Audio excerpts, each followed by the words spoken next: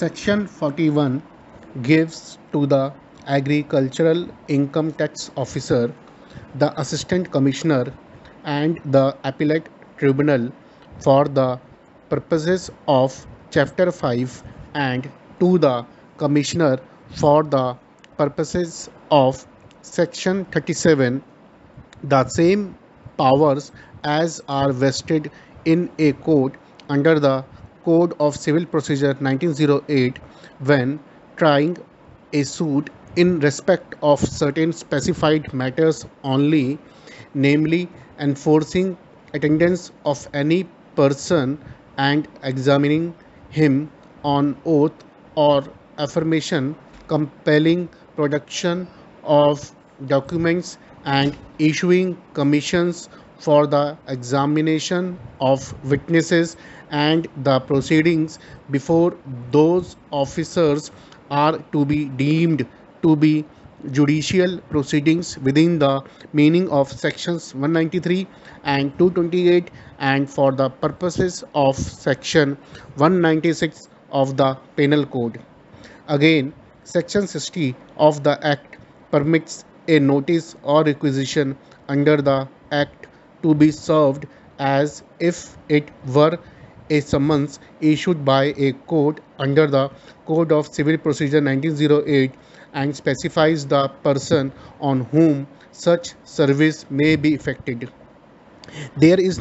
nothing in the Act making the provisions of the Code relating to the signing or verification of pleadings applicable to the returns to be filed by any assessee. If the legislature intended that the return might be signed by the assessee or by his authorized agent, there could have been no difficulty in inserting a section in the Act adopting the provisions of the Code relating to the signing and verification of pleadings as if the return was a pleading in a suit.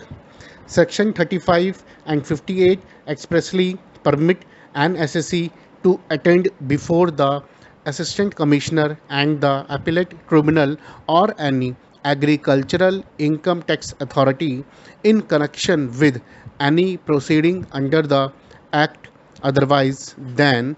when required under Section 41 to attend personally for examination to attend by a person authorized by him in writing in this behalf being a relative of or a person regularly employed by the assessee or a lawyer or accountant or agricultural income tax practitioner. It should be noted that even under this section, any and every agent cannot represent the assessee, but only certain specified kinds of agents can do so.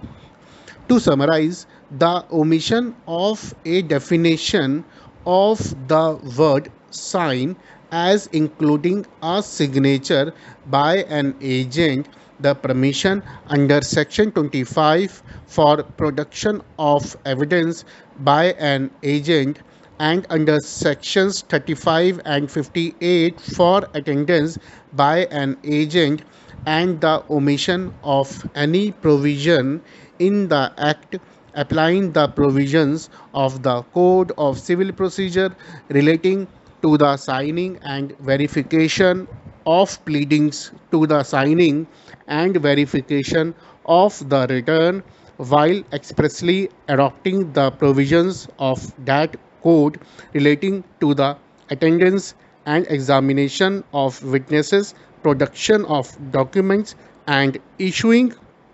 of commission for examination and for service of notices under sections 41 and 60 respectively cannot be regarded as wholly without significance. The matter, however, does not rest there. Section 24 of the Act requires the agricultural income tax officer to call for a return in the prescribed form and verified in the prescribed manner. Stop.